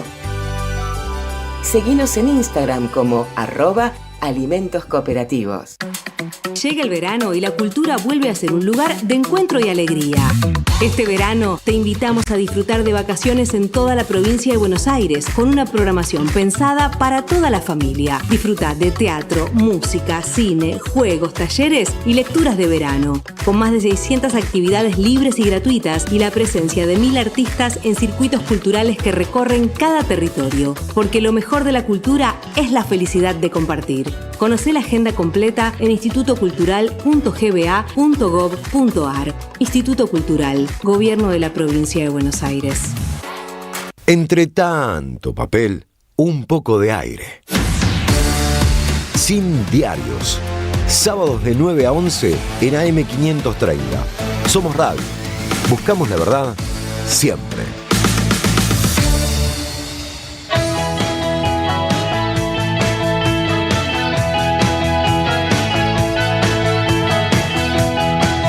...10:30 de la mañana, seguimos en Sin Diarios, desde la 530, la querida Radio de las Madres. Se cumple una semana de la invasión norteamericana a Venezuela, el bombardeo a Caracas, el secuestro del presidente y de la primera dama. Dijimos que nuestra realidad es trepidante. Maduro era el líder del cártel de los soles, un cártel poderosísimo, terrible, nos daba mucho miedo, y ahora el Departamento de Justicia de los Estados Unidos nos dice que en realidad no es tan así. Pareciera que ese temible cártel no existiría. Pero bueno, para hablar sobre este y otros asombros tenemos la felicidad de estar conectados con Ale Lucau, jefa de redacción de France 24 en Colombia.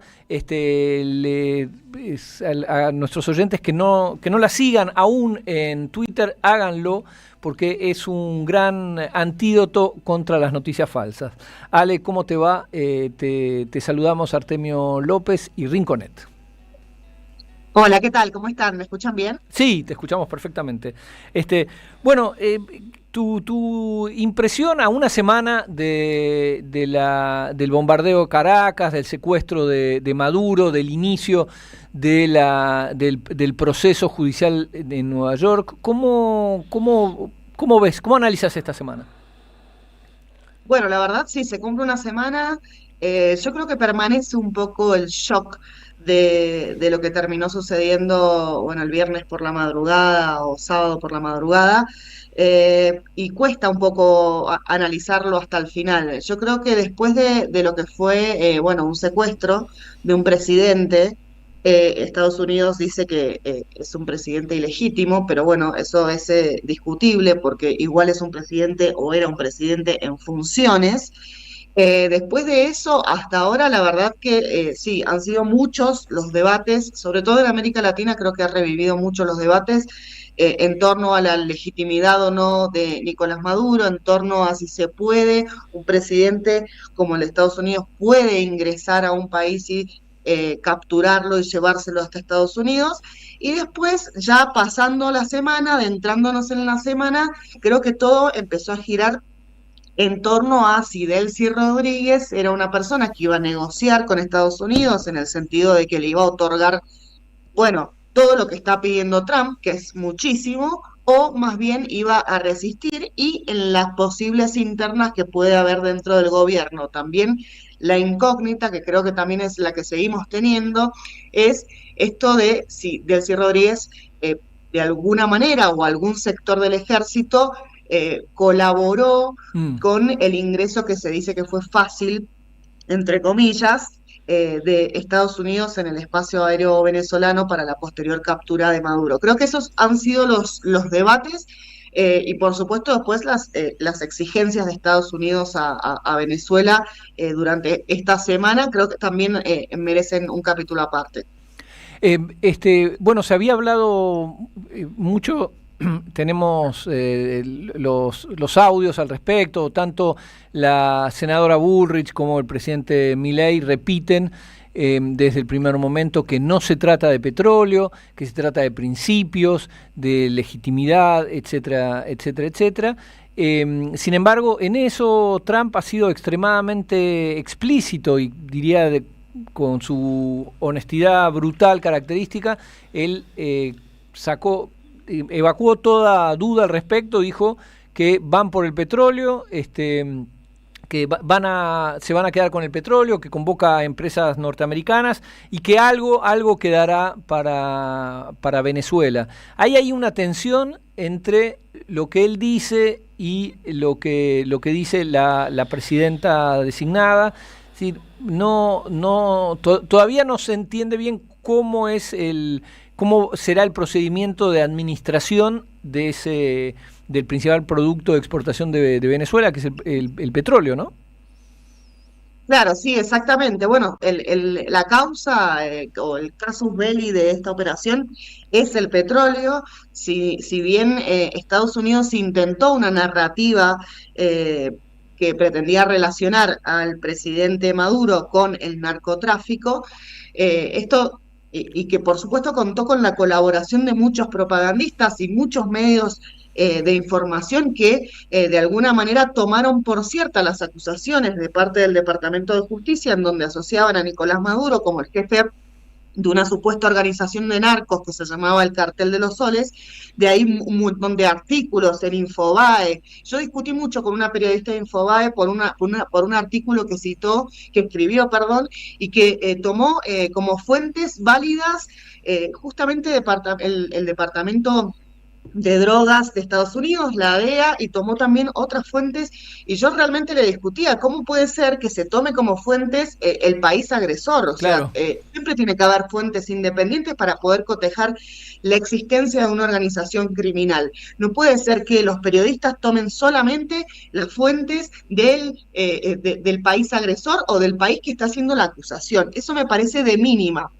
Claro. Para el periodismo, que parece que cada vez subsiste con menos independencia. Pero bueno, pasaron 2 días, no sé cuánto pasó, 48 horas, y el Departamento de Justicia con Maduro en los tribunales tuvieron que darle baja esa afirmación que no se sostenía por ningún lado, y por supuesto todos los que defendieron esta supuesta red narco quedaron mal, pero bueno, probablemente no les importa, porque siempre van a tener cómo seguir reproduciendo propaganda, parece sin ninguna ética periodística. Bueno, pero al margen de eso también están los gobiernos. Los gobiernos, sí, a los gobiernos latinoamericanos les ha costado mucho mantener esa narrativa, que la tenían de antes y ahora no saben cómo sostenerla. Pero eso en relación a lo que hablábamos del Cártel de los Soles, pero si querés ahora hablamos de petróleo, no sé si querés decirme algo.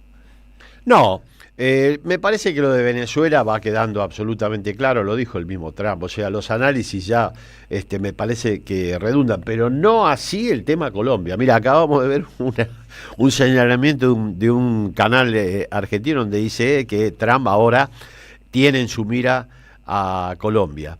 El panorama en Colombia vos lo ves similar al de Venezuela. Nosotros tenemos una experiencia, hay elecciones en Colombia, no sé, creo que para mediados de año, Ale. Sí. Bueno, Sí, sí, sí. Junio, julio. la experiencia nuestra es que Trump lo que primero intenta es incidir de una manera decisiva en las elecciones de lo que él considera países bajo su égida, en particular en nuestra región. Si no logra obtener resultados, se abre el interrogante: ¿qué va a suceder? ¿Vos observás que efectivamente la política que lleva adelante Trump para con Colombia tiene la inminencia que tuvo la intervención en Venezuela, o va a observar qué ocurre en las elecciones presidenciales y luego va a tomar la estrategia que desarrolló en Honduras, que desarrolló en Argentina, que es tratar de incidir de manera decisiva en las elecciones presidenciales, en el caso de Argentina de medio término, pero también con un valor en términos políticos central? Claro, sí. Lo que pasa es que esta retórica de Trump contra Colombia y hace un par de días contra México también, Sí, bueno, Groenlandia, también todo. tenemos que pensarlo más como una estrategia de negociación. Por un lado, en el caso de Colombia, lo que pasó fue que se elevó la retórica. Petro también tiene una retórica bastante elevada, y finalmente el día miércoles se hizo una manifestación acá muy grande en algunas ciudades, también no solamente en Bogotá, en contra de la intervención estadounidense, y en ese momento fue cuando terminaron teniendo la conversación Petro y Trump, la primera conversación que tienen desde que Trump es presidente. Bueno, Petro más o menos asumió antes, por supuesto, pero tuvieron la primera conversación, y la verdad que en esa conversación acercaron posiciones. Entonces, toda esa escalada retórica que había aumentado en los últimos días terminó bajando después de esa llamada telefónica. Ahora, hay una cuestión muy importante, que es que, bueno, sí, en Colombia existen grupos guerrilleros, los que no se han acogido al acuerdo de paz del 2016, que, como por ejemplo el ELN, bueno, y otras facciones más, que viven del narcotráfico. Entonces, también, y el gobierno las está intentando combatir, y al mismo tiempo ha tratado de desarrollar, con poco éxito, una política de paz total, se llama, para tratar de negociar y no llevar a los combates contra estos grupos. Esta es una cuestión en la que Colombia se puede extender a colaborar con una estrategia más militar con Estados Unidos para terminar de eliminar a estos sectores. Eso más allá, Petro no lo ha elegido porque Petro tiene una posición antiestadounidense, pero de alguna manera, si Estados Unidos presiona, y también para Petro es un problema, digo, y para Colombia es un problema por la violencia, porque mueren personas y la violencia es muy grande, eso puede llegar a terminar en alguna colaboración. De todas formas, vuelvo a lo que vos dijiste al principio, creo que Trump va a apostar más a que Petro termine el mandato. Le faltan meses a Petro para terminar el mandato. Sería ridículo que, no sé, hiciera alguna operación tipo capturar a Petro. No, la verdad no la veo. La descartamos. Bueno, con Trump no hay nunca nada que descartar, nada, porque siempre supera cualquier predicción. Y Colombia es Colombia. Pero, Colombia es un país bisagra para la política exterior agresiva de este sector de la coalición que gobierna Estados Unidos. Pero bueno, digamos que vos la ves menos probable que el esperar elecciones e intervenir eventualmente ahí.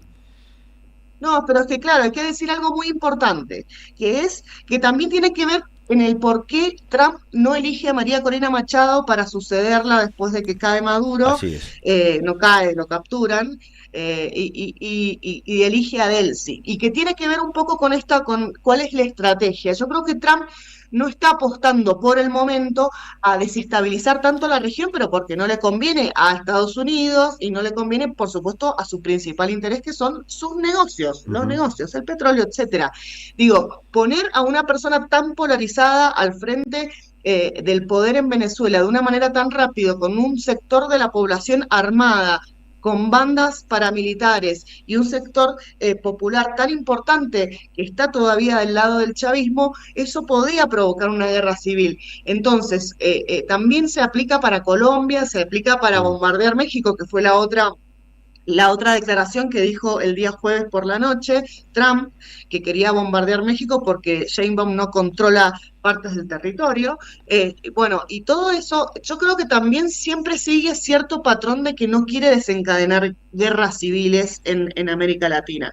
Entonces, eso por ahora pesa. El tema es que, bueno, ¿hasta dónde va a llegar con esta intromisión? Porque en Honduras hubo una intromisión, como vos bien dijiste, en Colombia muy probablemente haya intromisión, Sí. y el candidato de Petro, o de la izquierda, que es Iván Cepeda, Sí. probablemente salga perjudicado por esta intromisión, aunque bueno, tampoco sabemos si es que Iván Cepeda tendría chances de ganar, pero bueno, Sí. al margen de eso, yo creo que va a apostar primero por esto, y va a apostar menos por lo más agresivo. En el caso de Venezuela creo que fue también un último recurso. Sí. Ale, acá en Argentina hay como la reacción frente al bombardeo a Caracas, al secuestro de Maduro, sigue, diría, la grieta histórica kirchnerismo-antikirchnerismo, es decir, el oficialismo y la oposición amable saludaron la intervención norteamericana con frenesí del lado del oficialismo, con alguna reticencia de alma de cristal de parte de la oposición amable, y fue más el peronismo kirchnerista el que rechazó desde el gobernador Axel Kicillof a Cristina, diferentes gobernadores, intendentes, etcétera. Esto, ¿cuál es la grieta en Colombia? ¿Hay una grieta oficialismo-oposición donde el oficialismo de Petro se opone y la oposición aplaude? ¿O hay más, es un poco más complejo, digamos? No, mira, la verdad, el tema presente, el hilo conductor, que creo que tiene que ver también con lo que pasa en Argentina y demás, es que hay un servilismo hacia Estados Unidos dentro de la política muy importante.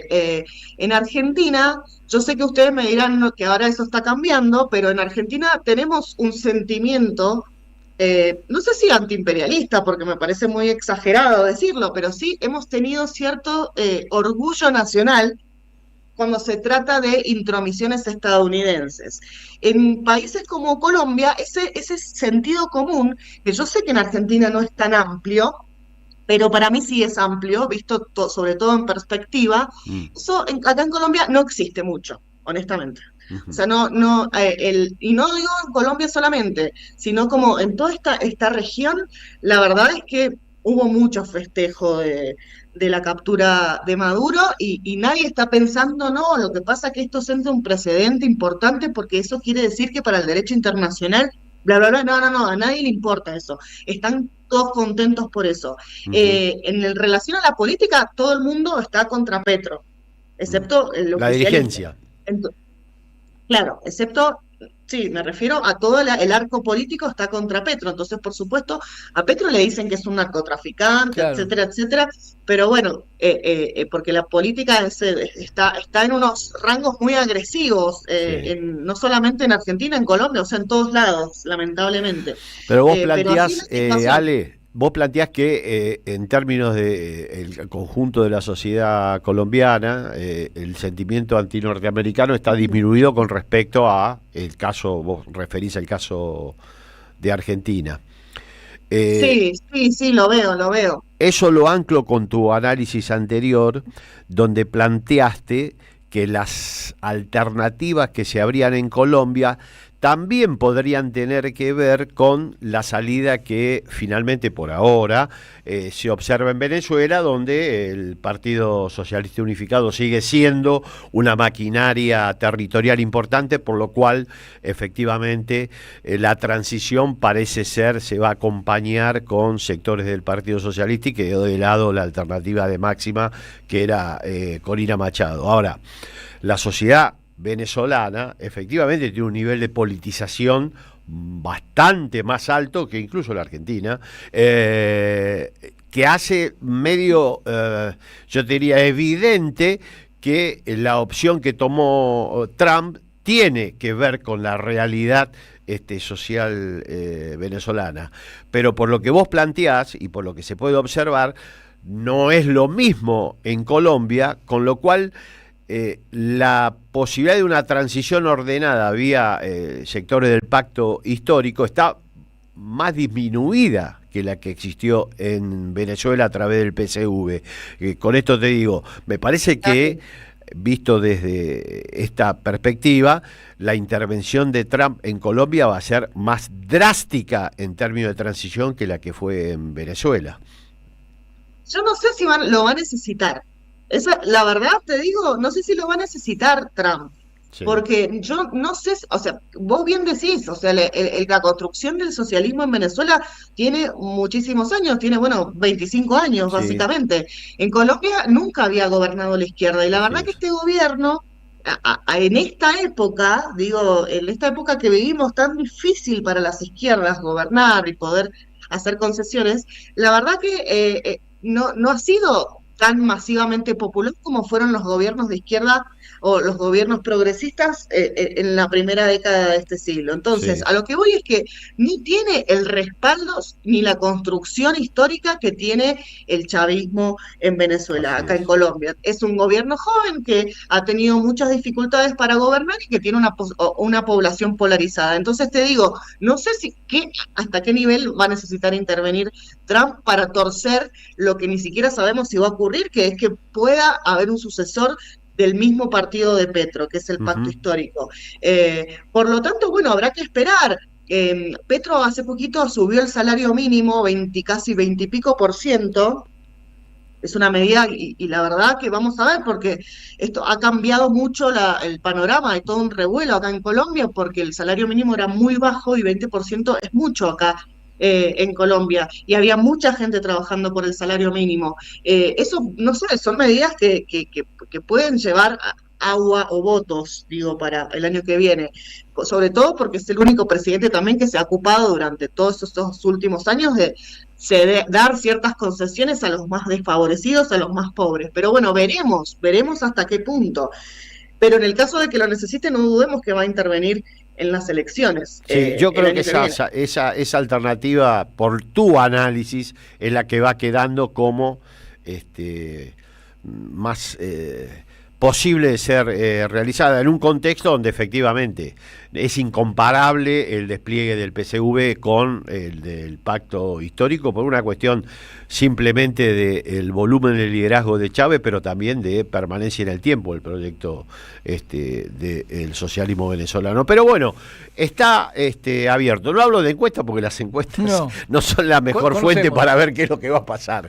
Pero bueno, te agradecemos, Ale, tu intervención, fue muy clarificadora y bueno, esperemos tener alguna comunicación más en el curso de este año.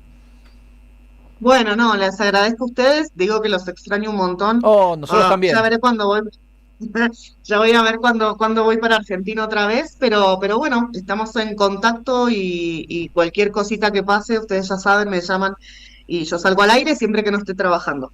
Muchísimas gracias. Chao, Ale, gracias. Abrazo grande. Chau, chau. Alejandra Loucau, jefa de redacción de France 24 en Colombia. Recomiendo seguirla en Twitter, es @ale_loucau. Es un antídoto contra las noticias falsas sobre la región.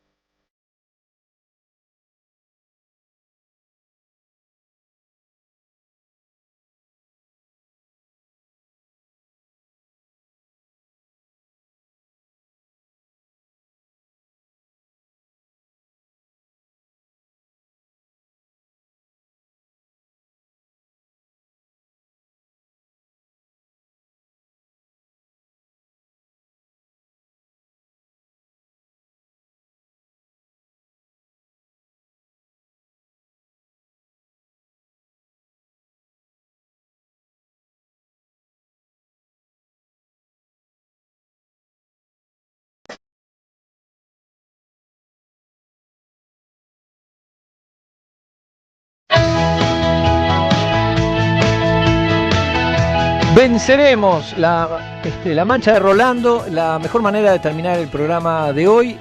Bueno, pues si no empataré, dadas las circunstancias. Empatemos.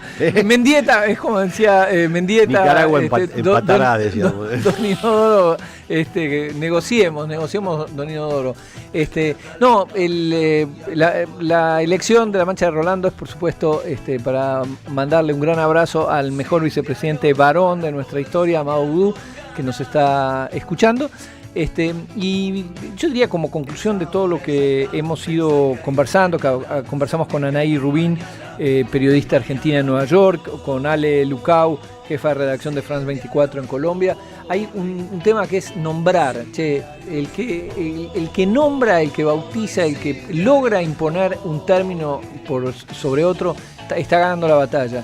El que logra imponer extracción en vez de secuestro, ganó la batalla, ganó gran parte de la batalla. Blindaje, ¿te acordás con De la Rúa? Blindaje, el megacanje, todas estas cosas, pues nos están cagando. Pero para eso necesitamos gente, necesitamos analistas que logren poner luz en ese cono de sombra. Por eso me interesa mucho hablar con Ale Lucau, porque es eso, te sirve para tener otra visión y no caer en el moralismo selectivo en reemplazo del análisis político. Lo que tuvimos toda esta semana en gran parte de todo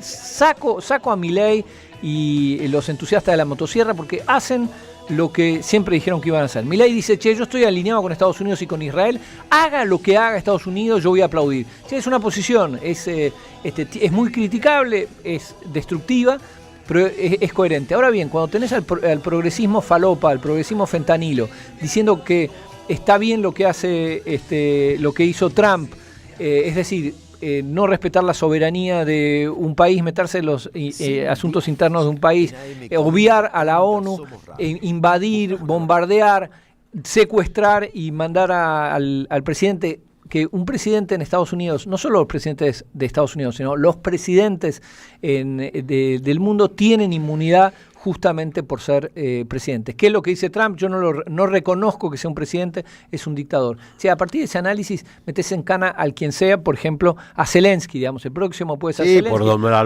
que el que no China te gusta puede recuperar Taiwán. Exactamente. Ya no tienen ningún recurso retórico sobre valores para poder sostener esta política. Entonces, lo que estamos asistiendo es la evaporación del orden generado después de la Segunda Guerra Mundial.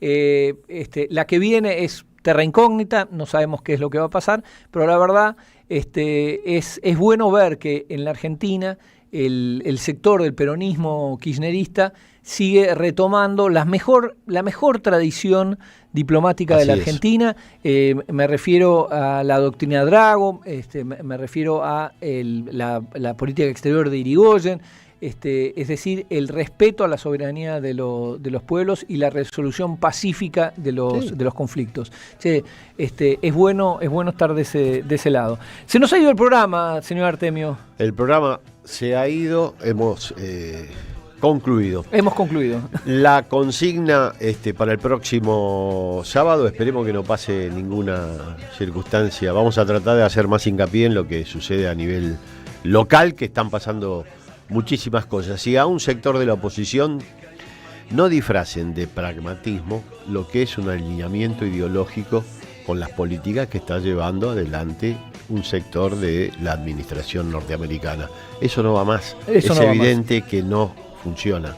Muy bien, muchas gracias a nuestro querido productor Carlos Di Mare, que hace lo imposible, a Gustavo Hoffman en la operación de sonido, a la Martínez, operación de imagen, y por favor no se vayan, no cambie de dial, sigan con nosotros en la querida Radio de las Madres, y ya llega Camilo García y todo su equipo.